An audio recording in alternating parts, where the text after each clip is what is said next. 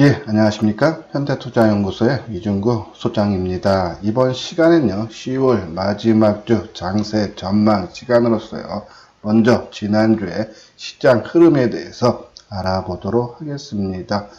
코스피 지수는 2087로 마감이 되면서 지난주에 대비해서 27포인트, 한 1.3% 상승 마감했죠. 코스닥 지수도 652.37로서요. 지난주에 비해서 한 6포인트, 한 0.8% 정도 상승을 마감을 했습니다. 선물 지수도 크게 올랐죠. 한 1.4% 정도, 3.9포인트 상승한 277.30으로 마감됐고, 수급 현황을 보면은 코스피는요, 개인들의 매도가 많았어요. 한 7,200억 정도 매도를 하고 그 물량을 한 반반씩 몰아가졌죠. 외국인들이 한 3,200억 정도, 기관도 한 3,200억 정도 쌍끌이 매수가 이어졌다라는 그런 말씀을 드리고, 코스닥 같은 경우는 개인들이 2,500억, 원체 이 코스닥 시장은 개인들 비중이 한 8, 90% 되니까는 매수세가 좀 많이 들어왔다라고 보시면 되고, 외국인들은 한 666억이요. 순매수하고 기간이 2,400억 정도 가까이 매도를 보였습니다. 선물은 개인이 한 4,100계약 정도 순매수를 했고, 외국인도 한 4,200계약 정도 순매수를 하고, 기간이 5,700계약 정도 매도를 했는데요. 한번 그 거래소 시장 한번 차트 모양을 볼까요? 예, 그쵸? 지금 화면에 보이시죠? 지난주 이제 화요일 날 큰 폭으로 상승을 하고 옆으로 조금 횡보하는 구간이죠. 삼성전자, 하이닉스, IT 섹터가 시장을 주도하고 있다라고 보시면 돼요. 그리고 이제 코스닥 지수 한번 보도록 하죠. 예, 코스닥 지수는 이제 지난 금요일 날 좀 낙폭이 커지면서 상승폭을 대부분 반납하는 그런 모습이죠. 일단 이제 바이오주가 한 월, 화, 수 3일 강했다가 목, 금 이틀 조정을 받으면서 지수를 조금 끌어내리는 그런 모습이죠. 근데 코스닥 시장에서도 IT 섹터, 특히 이제 스마트폰 부품 관련주들이 강한 상승을 보였죠. 뭐 KH바텍이라든지 코리아 서키트, 그죠? 다 이제 스마트폰 관련주예요. 반도체도 이제 우리 국산 수혜주, 그죠? 그 이제 비메모리 관련주들이 강한 그런 흐름. 뭐 ENF 테크놀로지도 상당히 강했고, 동침 세미캠이 지난주 이제 금요일 날 마지막으로 강한 흐름을 보여주고 있다라는 그런 말씀을 드립니다. 그래서 이 섹터, 같은 IT 섹터에서도 순환매가 조금 빠르게 이어지고 있다라는 그런 말씀을 드리면서 아마 전반적인 흐름으로 시장의 상승은 이번 주 또 좀 이어질 수 있지 않나. 한번 그 내용을 볼게요. 10월 다섯째 주 장세 전망에서 일단 먼저 해외 증시예요. 예, 이제 지난주 마지막 금요일 날 마감됐죠. 상승으로 끝났습니다. 그 내용을 보면은 미국 무역 대표부는 미국과 중국이 1단계 무역 합의에 대해 세부 협상에서 진전을 이뤘으며 일부 분야에선 최종 확정에 가까워졌다라고 밝혔어요. 그러니까 미중 무역 협상에 대한 긍정적인 신호가 나왔다는 얘기죠. 또 이제 미국도 실적 시즌인데 인텔에 대한 실적이 시장 예상치를 뛰어넘는 3, 4분기 실적을 공개하면서 8% 이상 급등했다는 얘기죠. 그러면 우리도 최근에 반도체 관련 업종들의 흐름이 좋은데 또 미국도 인텔에 대한 호실적으로 인해서 또 긍정적인 순환매가 이어질 수 있다라는 그런 판단을 내려드려요. 자, 다음은 이제 EU 쪽이에요. 영국이 이제 브렉시트 시한을 미루기로 사실상 합의했다 하면서요. 이제 이날 영국 공영방송 BBC 등에 따르면 EU 27개 회원국 대사들은 영국의 요청대로 브렉시트를 당초 예정했던 이달 31일 이후로 연기하기로 의견을 모았다. 이것도 긍정적인 신호죠. 그래서 해외 증시가 전반적으로 다 상승을 마감을 했고, 그러면 이제 다음 주에는 어떤 중요한 일정이 있나 한번 봐야겠죠. 오는 29일과 30일, 그러니까 우리 증시로 실제로 영향을 미치는 것은 31일 마지막 날이겠죠. 우리가 이제 하루 정도 빠르니까요. 그러면 29일과 30일 예정된 미국 연방공개시장위원회, 그러니까 FOMC죠.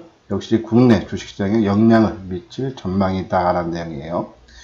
예, 이번에는 기준금리 인하 가능성을 한 90%, 뭐 대부분들이 금리 인하하는 거 보죠. 근데 이번에 세 번째죠. 미국 금리가 2.5%까지 상승을 했다가 지난번에 두 번 인하하면서 2%까지 낮췄어요. 자, 보통 이제 세 번째 낮추는 데까지는 긍정적인 영향을 미칠 겁니다. 여기서 더 중요한 건 세 번까지 인하했는데 앞으로도 더 금리를 내릴 거라는 그런 코멘트가 있느냐 없느냐가 상당히 중요하다는 얘기예요. 이미 시장은 금리를 인하를 생각하고 이미 주가에 반영이 됐다. 근데 한 번 더 다음에 또 내린다라는 신호를 보내주면 주가의 상승세는 더욱더 강해질 수 있다. 만에요. 그런 신호가 아니고 이번 금리 인하가 마지막이라는 또 신호에서 부정적인 신호가 나와버리면 주가는 반대로 또 하락을 면치 못할 가능성도 크다. 하지만 아까 말씀드린 대로 이 FOMC가 회의가 이 우리 시장으로 금요일이기 때문에 아직 월, 수, 목 나흘 동안은 상승을 즐길 수 있는 시간적 여유는 많다라는 점 그런 말씀을 드립니다. 그래서 해외 증시 영향은 긍정적으로 다음 주에 미칠 거다라는 그런 판단을 내려드립니다.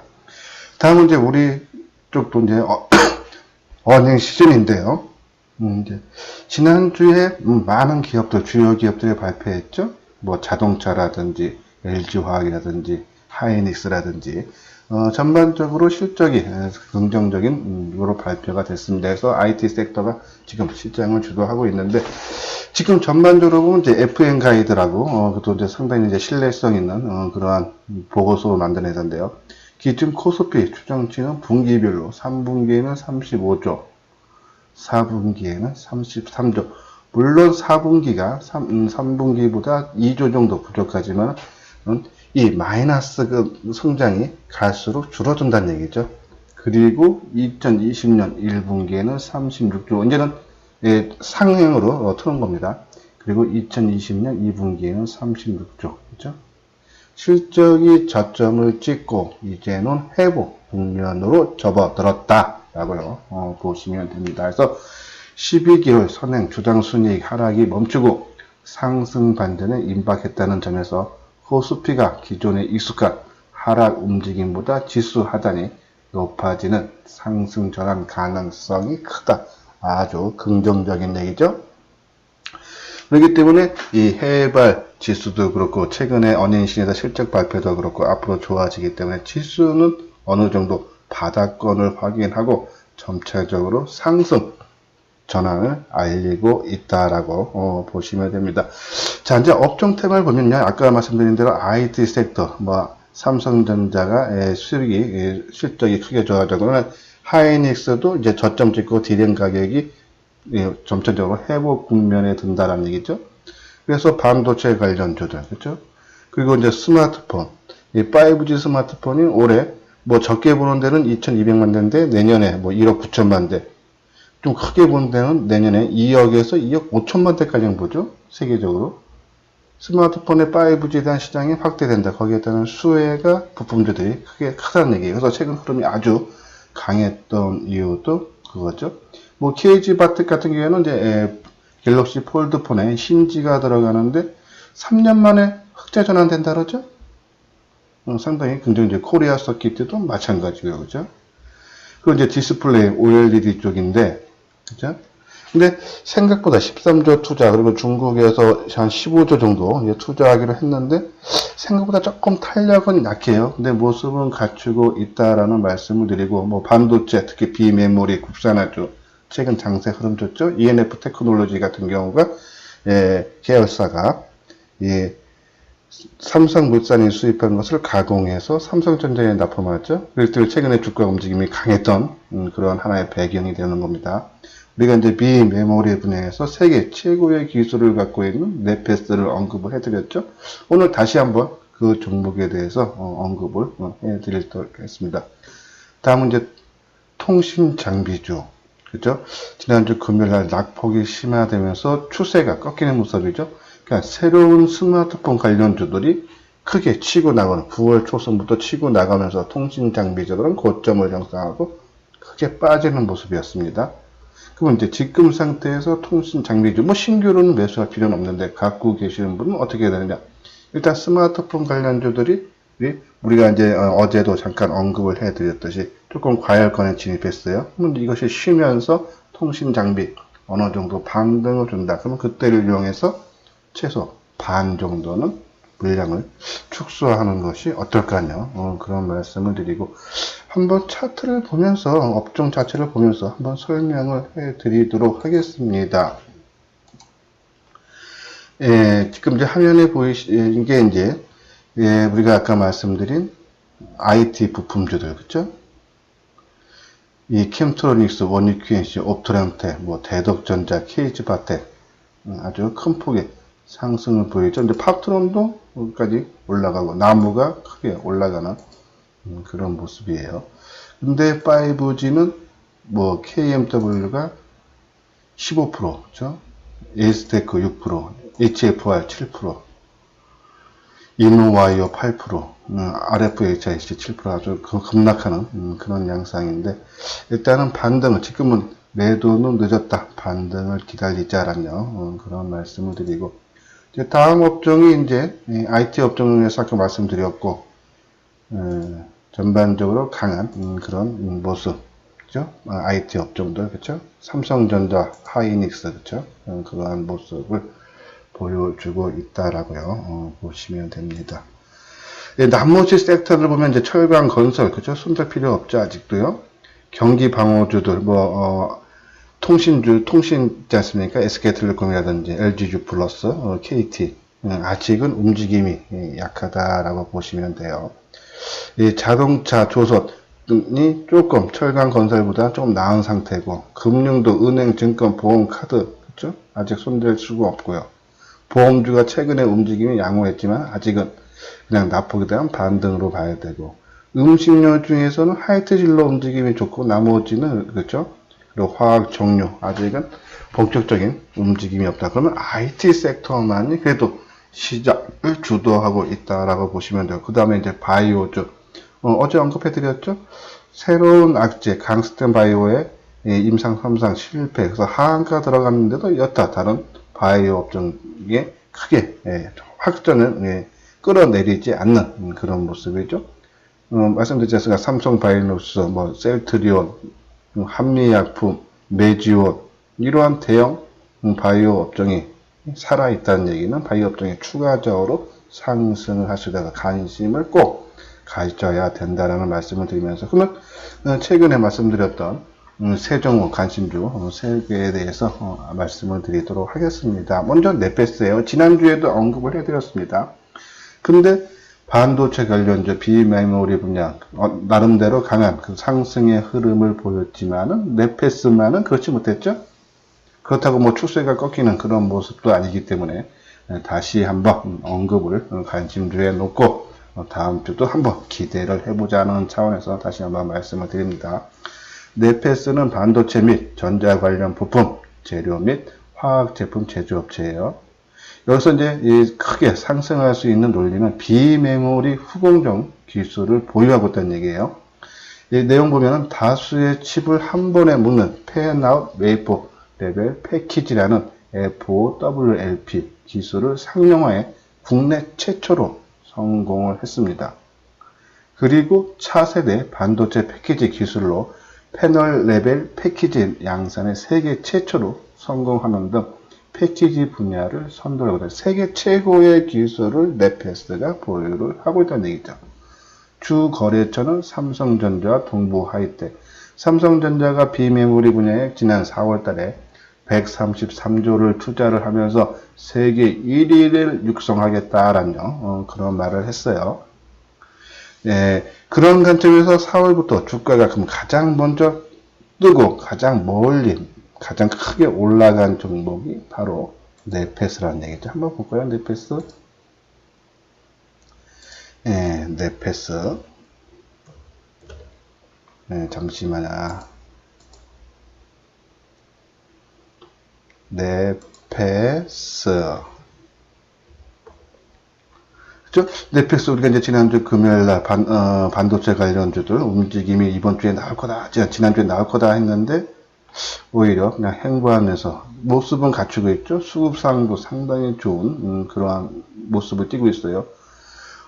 지난주 5일 동안, 그러니까 하나, 둘, 셋, 넷, 다섯이죠. 이 개인들이 산 게 대충 봐도요, 한 7만 5천 주 정도. 그죠? 판 거는 24만 주. 훨씬 많이 팔았죠. 그 물량 대부분을 외국인들이 다 받아갔다는 얘기예요. 그리고 아까 말씀드린 대로 지난 4월 달에 삼성전자가 비메모리 분야 133조 투자한다고 얘기 나왔을 때, 그러니까 올해 초가 얼마입니까? 올해 초에 이 만원 밑에서 최근에 3만 5천 원까지, 그죠? 한 3배 정도 상승을 하고 조정받기 위해 충분한 가격 조정과 기간 조정을 거치고, 그죠? 기간 조정 한 4, 5개월 받고 이제 새로운 상승을 알리는 신호가 나온다는 얘기예요. 비록 지금 한 주 정도는 다른 종목에 비해서 쉬어갔지만 충분한 그만한 재료도 있다라는 그런 말씀을 드리고, 또 지금 최근에 삼성전자가 비메모리 분야 육성을 위해서 뭐 M&A 그런 얘기도 나와요. 자, 거기에 뭐 넷패스가 좀 포함되는 좋은 얘기가 나오면은 주가는 넷패스는 더 급등할 수 있는 그런 모습도 나오겠죠. 항상 염두에 둘 필요는 있다 해서 넷패스 다시 한번 우리가 관심 종목에 놓고 우리가 한번 공격적으로 한번 임해도 되지 않나 하며 그런 판단을 내려드립니다. 예, 꼭 넷패스뿐이 아니고요. 지금 말씀드린 이 반도체 관련주 우리가 이 SNS텍, 그죠? 노광 강정의 핵심 재료인 포토마스크의 원재료인 블랭크 마스크를 제조하는 업체예요. 움직임 좋죠? 실적 발표했습니다. 이 회사는요.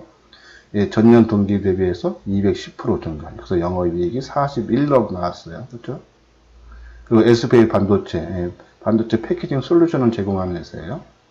그리고 INC, 필리시 반도체 업체고, 칩스앤 비디오 분야에 특화된 반도체 설계 전문 업체죠.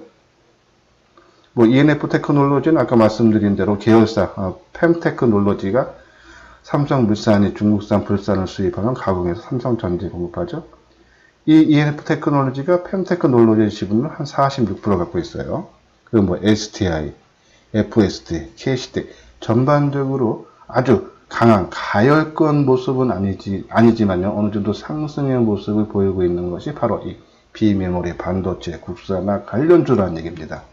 그 중에 못 갔던 넷패스 세계 최고의 기술을 보유하고 있는 넷패스 충분한 추가 상승이 가능하다라는 말씀을 드리면서 계속적으로 관심을 갖자라는 그런 말씀을 드려요. 다음 이제 두 번째 관심 종목은 한울 바이오입니다. 예, 우리가 이제 지난주에도 한번 언급을 해드렸어요. 예, 주가가 이제 바이오가 이틀 조정을 받았지만은 또 안정된 흐름을 보이죠. 예, 이게 이제 지난 8일 날 나온 기사인데요. 한번 내용 볼까요? 안구건조증 치료제 HL036의 임상 3상 결과 발표가 임박했으며 이는 주가에 강한 모멘텀으로 작용할 전망이라고 밝혔다. HL036은 지난 3월 첫 환자 투여가 시작돼 최근 마지막 환자 등록이 완료되며 630명의 환자 등록을 마쳤다는 얘기죠.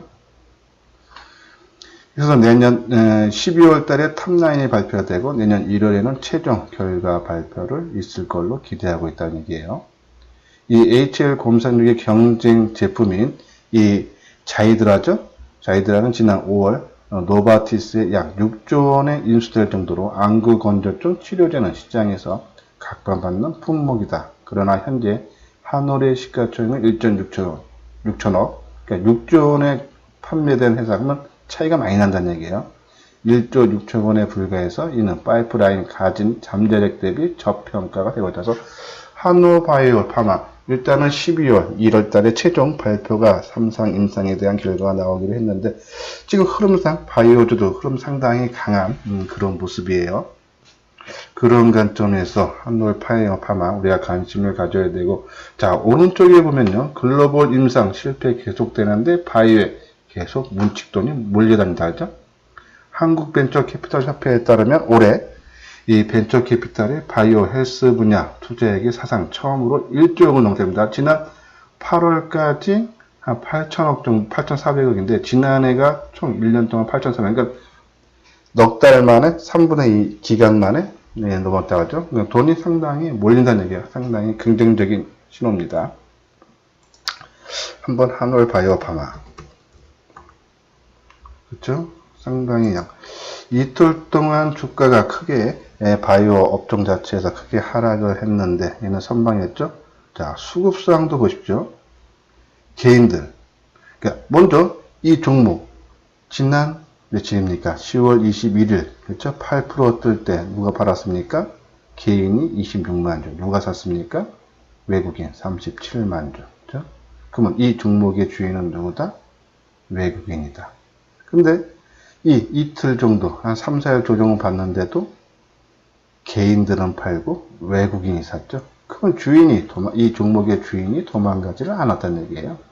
그 얘기는 더 띄울 수 있다라는 그런 긍정적인 신호로 봐도 된다는 말씀이고, 목요일, 금요일 바이오주들 크게 하락했지만은 강시스템 바이오의 임상신호 살펴서 하한가 들어간도 여타 종목에 확산되지 않는 부정적인 요인이 제한적이라는 얘기는 상승을 의미를 한다는 얘기예요. 그러면 상승할 때 우리가 크게 올라간 변동성이 큰 종목보다는 지금 이 한올바이오 파마 재료를 보유한 조만간의 안구 건조증에 대한 임상의 결과가 나오는 이 한올바이오 파마가 좋다라는 얘기 말씀드려서 한올바이오 파마 한번 관심을 갖고 한번 다음 주 기대해도 된다라는 그런 말씀을 드립니다. 다음은 이제 덕산 네오룩스예요. 내년 플렉서블 OLED 판매량 증가해서 목표가 상향이죠. 대신 증가해서 나온 얘기예요. 이 덕산 네오룩스는요, 이 덕산 하이메탈로부터 인적 분할된 OLED 소재 업체입니다. 아몰레드 유기물 재료 및 반도체 공정용 화학 제품을 제조, 판매하면서 주 거래처는 삼성 디스플레이다는 얘기죠. 주로 그런 얘기입니다. 그러니까 삼성이 요번에 이제 OLED 상정에 13조 투자, 그거에 따른 수혜, 그리고 중국 업체도 먼저 말씀드렸듯이 최근에 한 달 동안에 OLED 투자한 금액이 15조라 그래요. 지방정부 차원에서 한 반 정도 증설하는데 대준다 하니까는, 여기 나오죠? 중국 정부가 공장 건설의 비용이 50%까지 지원돼서 중국 주요 디스플레이 업체들이 6세대 OLED 생산량을 다 확대를 한다는 얘기예요. 거기에 따른 수혜. 그렇죠? 그리고 이제 삼성이 아까 말한 대로 이제 기존 OLED보다 소재가 3배 많은 퀀텀 닥 OLED 가동과 중저가 스마트폰의 플렉서블 OLED 탑재로 증가해서 실적이 무지 좋아질 수 있다. 그런 말씀을 드리면서 이 OLED 관련주인 덕산 네오룩스의 주가 모습을 보도록 하겠습니다. 그래서 지난 금요일날 2.7% 650원 낙폭이 컸어요. 하지만은 삼성이 당정이 13조 투자한다는 9월 24일날 고점을 돌파했고, 그리고 10월 10날 그걸 공식화해서 삼성그룹에서 발표한 날 주가가 오히려 장대 음봉이 나와서 이것이 조금 탄력이 약화되는 것이 아닌가 한데 회복하고 다시 떴죠. 수급 쪽으로도 어제 2.7% 좀 많이 빠졌지만은 개인들 매수가 12,000주에 그쳤다. 그 얘기는 기관들 매도가 적다는 얘기죠. 그리고 이 종목의 주체 세력은 그동안에 외국인이었습니다. 외국인이 팔지를 않고 있다는 얘기죠. 그런 관점에서 보면 덕산 네오룩스 주 거래처가 삼성 디스플레이고 삼성 디스플레이가 13조 투자한다. 그렇죠? 큰 재료라는 얘기예요. 그리고 수요도 계속적으로 증가를 해주고 있다는 얘기죠. 그런 관점에서 이 OLED 디스플레이 쪽에는 장비와 그리고 소재 업체가 있는데 소재 업체가 좋다 그랬어요. 장비보다. 왜? 소재는 한번 증설을 하면 계속적으로 물량을 대줘야 되기 때문에 수요가 계속적으로 이어진다는 얘기죠. 그런 관점에서 소재 업종, 그 중에서 덕산 네오룩스 최근에 한솔 케미칼이라든지 그리고 이녹스 첨단 소재가 움직임이 좋죠. 다 요 관련주들입니다. 우리가 소재 업체 그때 말씀을 드렸던 그런 관점에서 덕산 네오룩스 움직임이 분명히 나온다서 오히려 크게 올라갈 때 보다는 조정을 받을 때 우리가 관심을 갖고 매수에 임해야 된다. 그래서 관심 종목에 넣어놓자라는 점, 그런 말씀을 드립니다. 지금 화면에 보이시죠? 장비업체와 소재업체, 덕선에서 이녹수, 한솔케미칼, LTC. 뭐 이녹수, 한솔케미칼 지금 움직임이 상당히 좋지 않습니까? 덕선네오도 충분히 올라갈 수 있다라고 말씀을 드리면서, 예, 오늘 주말에 있는 예, 주간 장세 전망 시간을 마치도록 하겠습니다. 예, 이게 끝까지 시청해 주신 분들은요, 좋아요와 구독을 눌러 주시면 이게 방송을 하는데 큰 힘이 됩니다. 그래서 꼭 눌러 주시기 바랍니다. 이상 마치도록 하겠습니다.